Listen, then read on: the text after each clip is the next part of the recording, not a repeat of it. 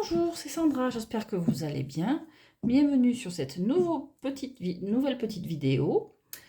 En compagnie de nouveaux joujoux qui m'entourent. Je m'entoure de jouets, de tout ce que j'aime, de gris-gris sur cette table. Et depuis hier, il y a cette petite chose que je trouve trop mignonne, que j'ai trouvée lors d'un salon sur les poupées genre Pulip, Bliss, j'en ai toute une collection et on a la chance d'avoir de ce genre de salon sur Madrid. Et j'ai trouvé, alors ce petit truc, cette petite créature, c'est un Freaky Monster, c'est entièrement fait à la main.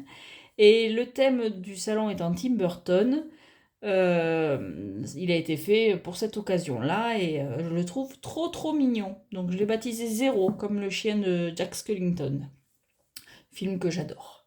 Donc voilà, donc il m'entoure. Alors à droite, il y a mon petit Lucie, mon petit démon, et puis maintenant à gauche, il y a ce petit Zéro, et ça a drôle de bouillir.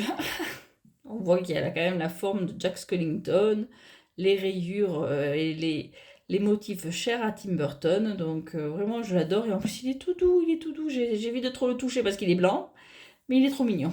Voilà. Donc, bon, on n'est pas là pour mes gris-gris. Donc aujourd'hui, évidemment, je vais vous présenter un nouveau tarot qui est relativement ancien maintenant parce qu'il est sorti il y a plus d'un an. Enfin, je pense parce que les vidéos que je regardais sur ce tarot, de présentation de ce tarot, datent d'il y a plus d'un an.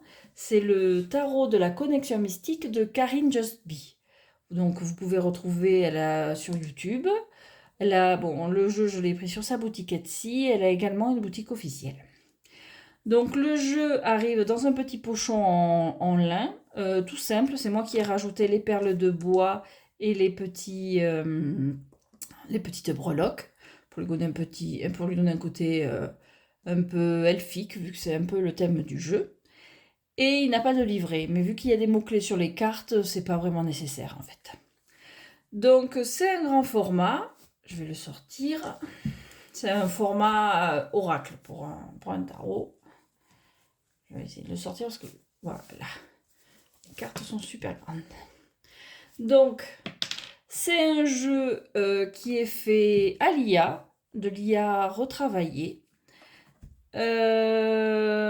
Bon, petit mot sur l'IA, j'imagine. Tout le monde parle, tout le monde a son avis là-dessus. Personnellement, je n'y connais rien. Pendant longtemps, j'ai dit que je n'aimais pas l'IA pour des raisons purement esthétiques. Je trouvais que les visages faits sur les tarots, les oracles faits à l'IA, sont trop lisses, trop parfaits, trop inexpressifs. En fait, ils me font penser, alors je sais pas si beaucoup de gens auront la référence, mais je sais même pas si elle existe encore cette collection, les couvertures des livres Harlequin, où ils étaient tous beaux, parfaits, riches, enfin ce genre-là, quoi. Il y avait une amie de ma mère qui lisait ses livres sur la plage. Tous les ans, elle en dévorait je sais pas combien. Et ils avaient tous ce genre de couverture avec des personnages parfaitement lisses et sans grand intérêt, visiblement. En tout cas en image. Donc voilà. Et donc, bon, ben, l'IA, c'était pas trop mon truc. Et puis il y a des jeux tels que le Goodness Sorrow qui sont sortis. Si ça avait pas été précisé que c'était de l'IA, j'aurais pas deviné. J'aurais pensé que c'était un truc fait à la tablette numérique. Je sais pas si ça s'appelle comme ça, la tablette. Bon, bref. Et bon, je me suis aperçue qu'on pouvait faire de très belles choses à l'IA et que on pouvait retravailler l'IA pour lui donner une âme en quelque sorte. Donc j'ai un curseur qui varie en fonction des jeux en ce qui concerne l'IA. C'est-à-dire qu'au plus bas, il y a les jeux faits en une semaine où toutes les personnes se ressemblent, les personnages se ressemblent, sont interchangeables, il y a des mains difformes, bon, pourquoi les corriger? Il y a des pattes en plus sur les animaux, il y a des fois, bon, je revois, enfin, Claire de la Lune a eu il n'y a pas longtemps un jeu comme ça qui lui a été donné pour le présenter. Il y avait encore des écritures en filigrane sur les images, donc c'est bon, l'imagerie volée, quoi. Donc, puis bon, je sais pas combien ils vendent de ça, mais je pense que même à 10 balles, je me sentirais arnaquée, quoi. Donc là, c'est le curseur le plus bas, pour moi. Et sans parler de l'esthétisme ni rien. Et puis après, donc, il y a de toute évidence des jeux à l'IA comme celui-ci, comme le Goodness Tarot, qui sont trop travaillés derrière, qui demandent de l'investissement financier, de l'investissement parce qu'il y a des logiciels, il faut des formations. Bon, je sais que je parle de formation parce que si vous allez sur la chaîne de Karine Just Be, elle parle de tout son processus de création, de comment elle a fait le jeu et tout. C'est super intéressant, bon, surtout quand on n'y connaît rien comme moi. Et, euh, et on peut définitivement pas mettre dans le même panier un jeu qui a pris 3 jours à être monté et un jeu qui a demandé autant d'investissement, quoi. Même si à la base, tout part de l'IA. Donc après, je sais pas s'il y a de l'IA éthique, si on peut en parler de IA éthique. Je sais pas si à partir de quel moment on peut prendre une image et se l'approprier. Je sais pas s'il y a des IA qui utilisent que des images libres de droit. Encore une fois, je n'y connais rien. Mais ce genre de jeu, j'ai aucun problème avec. Le Gunestaro, je l'adore. Donc, tant que c'est bien spécifié, que c'est clairement expliqué que c'est de l'IA, et que ça a été retravaillé derrière, qu'on va pas laisser les mains griffues comme on peut voir des fois, les défauts qu'on connaît il y a encore quelques mois, je ne les connaissais pas, mais maintenant on le sait, on les connaît, les défauts de l'IA. J'ai aucun souci avec les jeux faits à l'IA en fait. Donc, le tarot de la connexion mystique, qui arrive donc dans ce format-là, alors avec une carte de remerciement. Donc, j'ai le numéro 117. Et ce jeu a la particularité de ne pas être la version normale. C'est-à-dire que désormais, la version actuelle est à l'image plus claire. Bon, je vais peut-être laisser la carte de remerciement. On va prendre le fou ou le mat.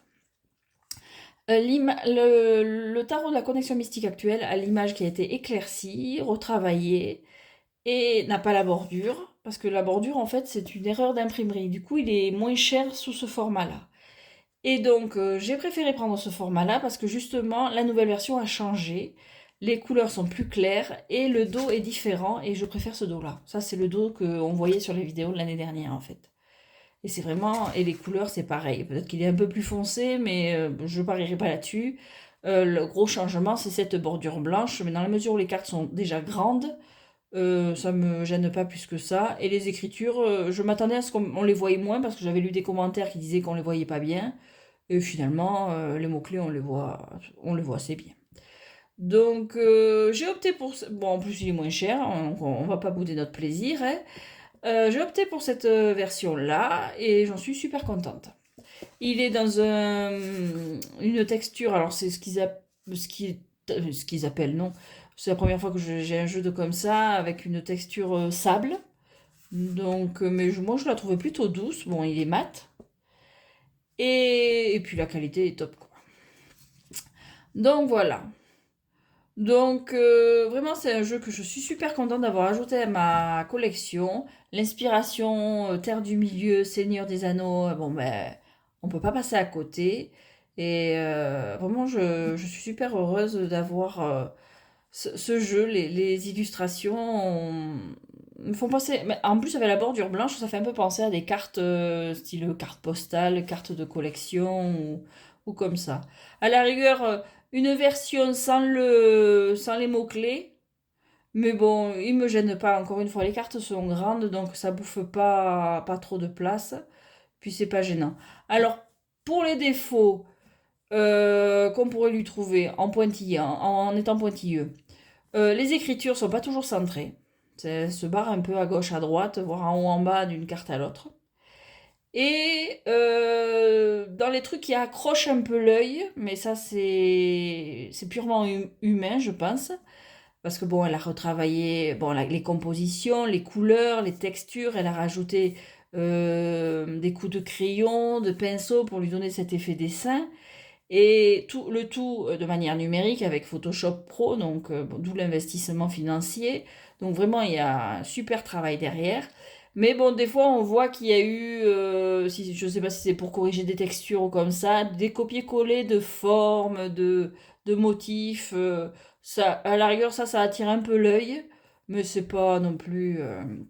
C'est pour. Allez, il faut. Parce que bon. je vais pas être non plus dithyrambique. On faut quand même trouver le plus et le moins quand on fait une présentation. Donc, pour être pointilleux, voilà, ça serait si on devait noter des petits défauts, mais bon, ils sont pas gênants du tout, c'est le fait que ce soit pas centré et puis à la rigueur, ces textures qui se copient. Dans certains cas, ça attire peut-être un peu trop l'œil, mais voilà quoi, c'est vraiment pour dire, hein. Donc voilà, donc le jeu commence avec le mat. Et ce personnage qui ressemble à un hobbit, en une version de Frodon, Bilbo, avec ce loup, il est super belle. Et donc, oui, pour les couleurs, j'ai comparé les deux. C'était vraiment ces couleurs-là, les anciennes, en fait, qui me plaisaient le plus. Donc, les goûts, les couleurs, ça, c'est le cas de dire. Chacun fait comme il veut. Donc, voilà. Donc, le magicien. Regarde, enfin, les couleurs sont chaleureuses, vraiment. Non, il est vraiment c'est un très beau jeu. Encore une fois, je suis super contente de l'avoir. La grande prêtresse. Alors là, déjà, on voit, bon, pour être pointilleux, mais et encore. Oui, des fois, les écritures sont plus hautes, plus basses. Il y a un underscore à la place d'un tiret. Voilà, c'est vraiment parce qu'il faut dire, voilà, c'est de l'indépendant. Et à la rigueur, c'est à ça qu'on voit qu'il y a vraiment quelqu'un qui s'est investi dans le jeu et que c'est pas que de l'IA en fait. L'impératrice, qui a un petit côté Arwen, avec ses arbres, on a presque l'impression de toucher la mousse, de sentir la mousse humide. L'empereur. Alors donc il y a des vidéos où elle montre qu'elle a rajouté le cercle, qu'elle rajoute des textures. Alors voilà, ça par exemple. Bon, on voit que c'est un motif qui a été copié-collé. Alors pour ajouter peut-être de la texture, de le rendre un peu plus magique. Je sais pas, hein. L'amoureux, qui a le choix entre deux belles elfes. Le chariot. On voit un magicien comme Gandalf qui est coursé par ce qu'on pourrait imaginer être des orques ou les Nazgûl, si vraiment on reste dans le monde du Seigneur des Anneaux. La force, elle est belle. J'adore les loups, elle est trop belle. L'ermite. Oh, vraiment une promenade dans une vieille forêt comme Brocéliande ou comme ça, transpire la magie. Bon, une forêt magique fantasmée, mais ce jeu a une ambiance, c'est... Bon, je l'aime, on va pas chercher, je l'aime ce jeu. Il me tardait de le présenter pour après pouvoir le brasser et m'en servir. La roue. Donc on reprend un peu les écritures qu'il y a sur l'anneau de pouvoir dans le Seigneur des Anneaux. Bon là c'est pareil, on voit qu'il y a une branche qui a été copiée-collée, mais ça gêne pas. La justice. La mort.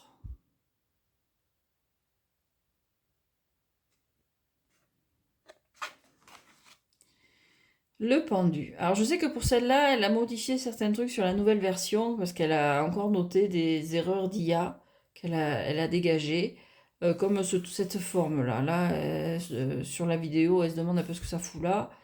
Je vous conseille d'aller voir ces vidéos parce que c'est vrai bon, elle a l'air d'avoir un sacré franc-parler. Je ne la connaissais pas particulièrement. J'ai commencé à la suivre en m'intéressant au jeu. Et c'est vrai qu'elle bon, elle a un franc-parler. Donc bon, ça, elle l'a dégagé, ça. La tempérance. Superbe, avec ses couleurs automnales. Le diable, qui a quand même un sacré air de famille avec Gollum. La tour, petit côté Minas Tirith, sans la falaise derrière. Donc là, on voit, voilà, c'est pas centré. Mais bon, c'est pas gênant. Ça va avec le côté indépendant, je dirais. L'étoile.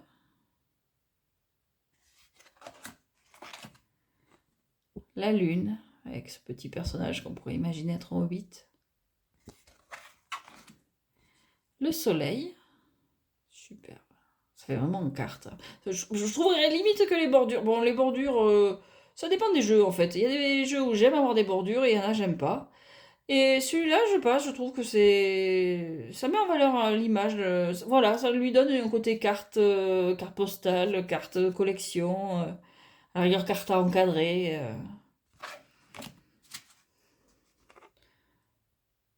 Non, plus je le regarde, moins je suis objectif avec ce jeu, hein. Le jugement et le monde. Cet elfe, bon, on en retrouve un peu les écritures comme celle de l'anneau. Je sais pas si c'est exactement celle-là ou pas. Bon, l'elfe fait peut-être un peu étiré, mais bon, c'est une elfe, donc on a l'habitude à ce qu'elle soit, comment on dit, longiligne, enfin fine et grande.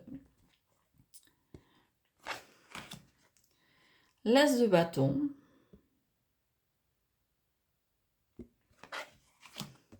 Le 2.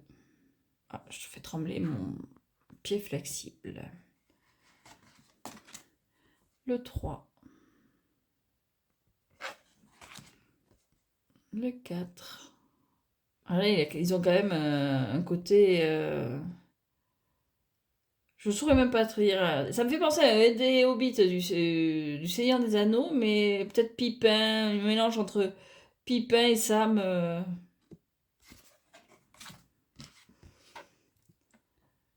Le 5. Il y a des jeux de lumière et de couleurs, c'est vraiment... Bon, là, pareil, on a les textures qui ont été copiées-collées. Bon,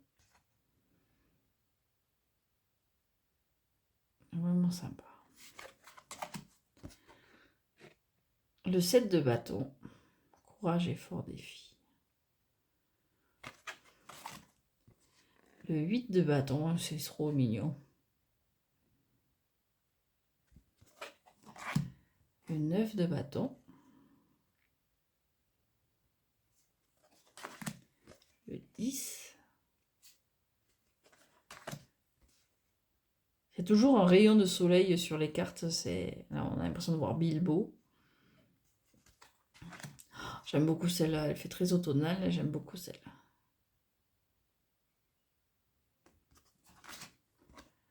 La reine. Et le roi. On en passe aux coupes avec l'as. Le 2. Le 3. Côté Blanche-Neige et 7 nains, celle-là.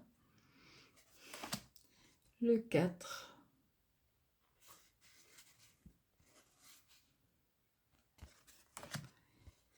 Le 5.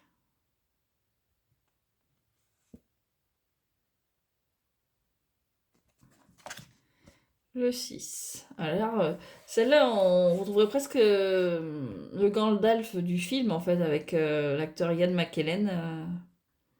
Vraiment une jolie image. Le 7. Alors là, les écritures sont passées en noir, probablement pour un souci de visibilité. Le 7, ce que je dis, avec toutes les coupes, là. À la rigueur, on pourrait imaginer Pipin et son 3 ou 4e petit déjeuner. Voilà, bon, là, voilà, les écritures sont vachement plus hautes d'une carte à l'autre, bon, si on veut être pointilleux. Le 8 de coupe. Alors celui-là, il me fait délirer. Parce que, bon, d'un côté, je vois Tom Bombadil dans sa forêt, et de l'autre, je sais pas, sa tête, elle me fait penser à Corbier du Club Dorothée. Je sais pas pourquoi, elle me fait penser à lui. Le sourire, je crois que c'est le sourire, en fait. La barbe et le sourire, ça me fait penser à Corbier. Je suis de cette génération-là, donc ça n'a rien de surprenant. Et le 10 de coupe. Alors le valet, bon ben on retrouve le Legolas, pareil des films, il y a quand même un faux air de Orlando Bloom. Très belle carte. Le cavalier.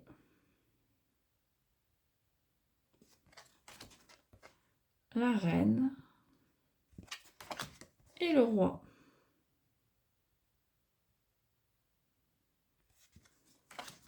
Alors, le denier, les deniers. Le 2. Ah, c'est bizarre parce que. Heureusement qu'il y a les écritures, parce qu'à la rigueur, on pourrait prendre ça pour un denier aussi. Alors, ça en ferait 3. Le 3 de denier, il est là. Le 4. Alors, à la rigueur, j'aurais un petit. Avoir le symbole, c'est quoi? C'est le symbole du dollar. Bon, j'aurais préféré à la rigueur qu'il n'y ait pas de symbole, parce qu'on voit que c'est des pièces, on s'imagine bien que c'est des trésors dedans. Voilà. Le 5. Le 6. Le 7. Le 8.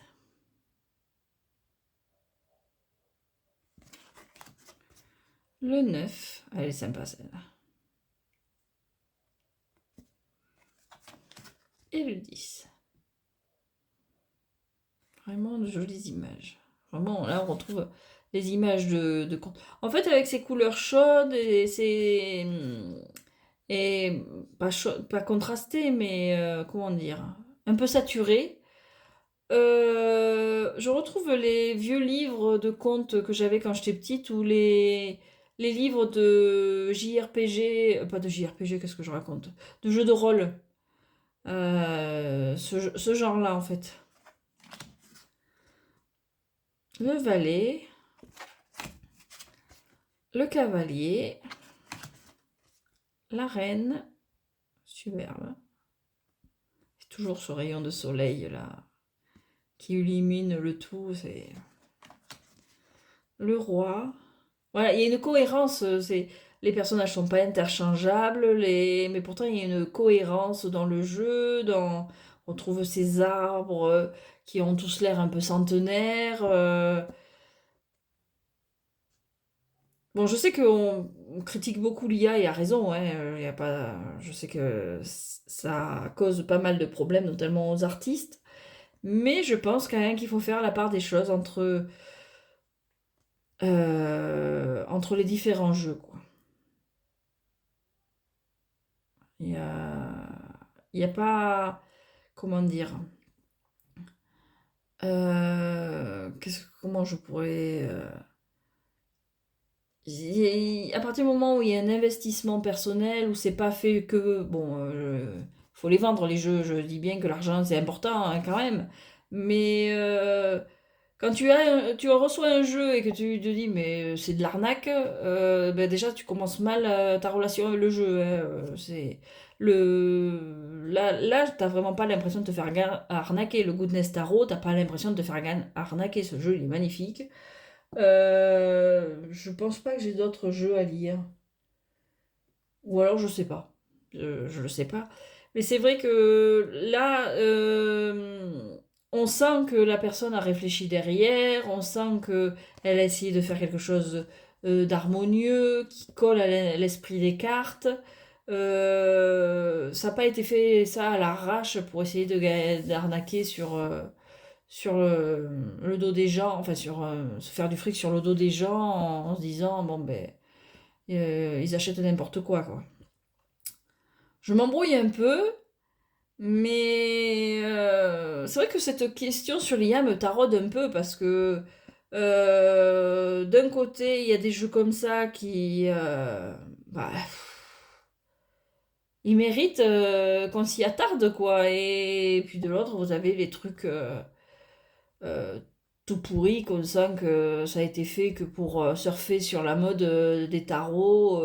Mais il n'y a pas que l'IA d'ailleurs, hein, parce que j'ai un jeu d'un artiste que j'ai attendu, mais j'ai attendu. J'ai dit à mon conjoint, quand tu vas en France, tu le vois, tu le prends, tu réfléchis pas. Et quand je l'ai eu dans les mains, je lui ai dit, mais what?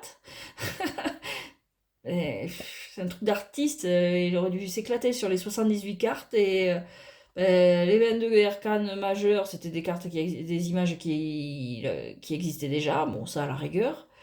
Les mineurs n'étaient pas illustrés et les figures de cours non plus. Je veux dire, un jeu de cartes de poker, les figures de cours sont illustrées, le roi, la reine, le valet sont illustrés. Et là, rien quoi.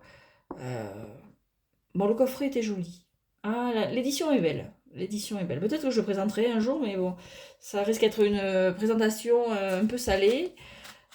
Donc, et j'essaye d'être restée positive. Hein. À chaque fois, j'essaye de rester positive. Bon, bien sûr, il y a des jeux qui rendent plus positif que d'autres. Mais là, j'avais été super déçue quand même, parce que je l'avais attendu ce jeu et bon, bref, on continue. On passe aux épées. Ah ben, justement, quand on parle de problèmes, d'émotions fortes et tout ça, de déprime et de déception, les épées, bon, ça se pose là. Alors on y est. Voilà. J'espère ne pas être trop dispersée sur cette vidéo parce que j'ai essayé de parler de... J'ai l'impression que j'ai essayé de parler de trop de choses en trop peu de temps. Donc ça me semble même à moi assez fouillis en fait. Mais bon, on discutait. Le 2 d'épée. Le 3. Alors sur cette série, ils ont les oreilles super longues. Alors est-ce qu'il n'y a pas un désir de faire une autre race d'elfes pour les épées par rapport aux premières cartes? Je sais pas. Le 4. Le 5. Ouais, elle est jolie celle-là. Le 6. Le 7. Le 8. Le 9. Oui, voilà, c'est un peu compliqué de lire, mais bon, on devine stress, anxiété. Moi, je parle en pensant aux commentaires que j'avais pu lire avant de l'acheter, que avec ces teintes, on voyait pas bien les écritures et les mots-clés. Et bon, ça passe. De toute façon, ce qui m'intéresse, c'est l'image. Et là, bon, ben, je suis ravie. Le 10. C'est un peu glauque. Je sais pas, on a l'impression qu'il est à moitié. Il est blessé, il est peut-être brûlé. Il est pas bien. Le valet. Oh, ces couleurs automnales là. Le cavalier. La reine. Alors la reine des baies est sublime. Et le roi.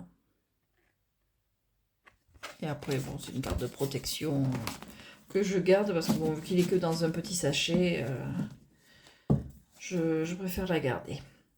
Donc voilà pour le tarot de la collection mystique en version erreur d'imprimerie, donc avec la bordure blanche et dans sa version ancienne au niveau des couleurs et du dos de carte qui reprend des anneaux en fait. Alors, on retrouve un peu la...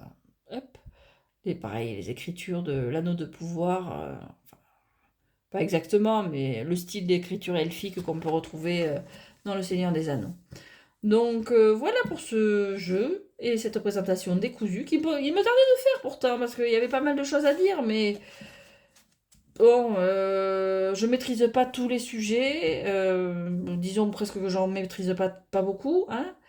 Et je me pose des questions comme beaucoup, enfin j'espère, je suis pas la seule à me les poser, sur l'utilisation de l'IA dans cette activité-là, mais dans d'autres aussi, hein.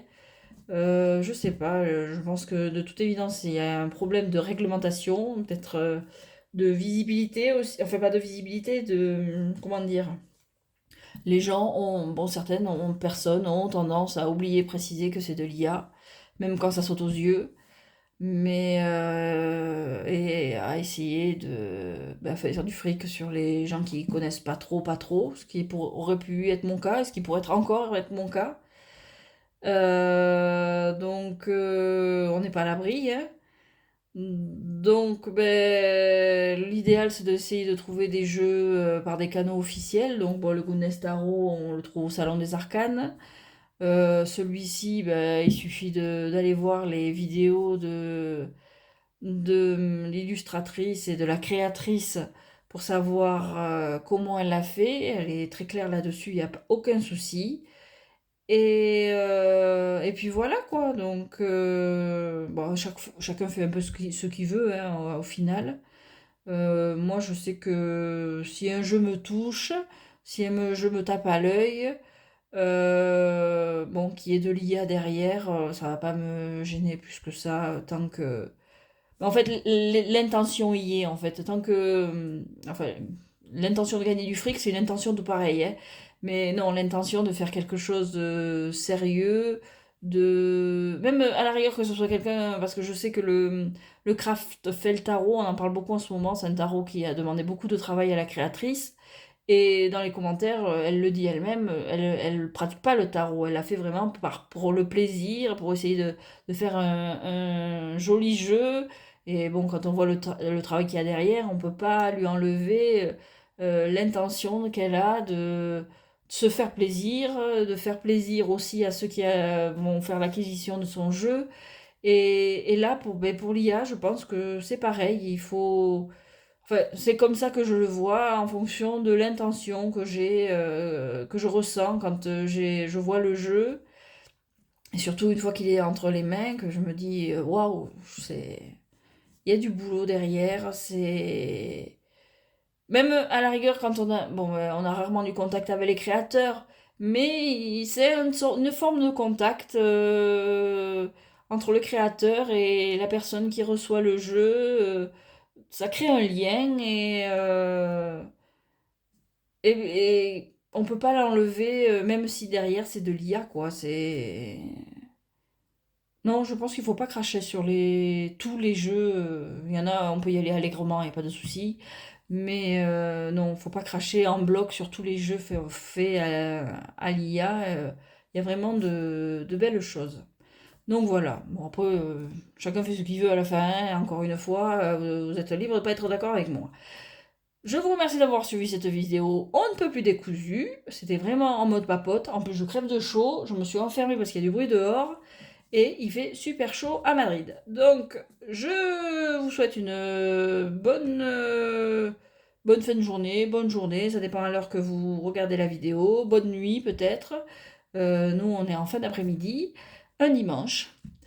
Et puis voilà, je vais arrêter de parler pour ne rien dire et vous dire à très bientôt. Merci d'avoir tenu jusque-là si c'est le cas. Bye!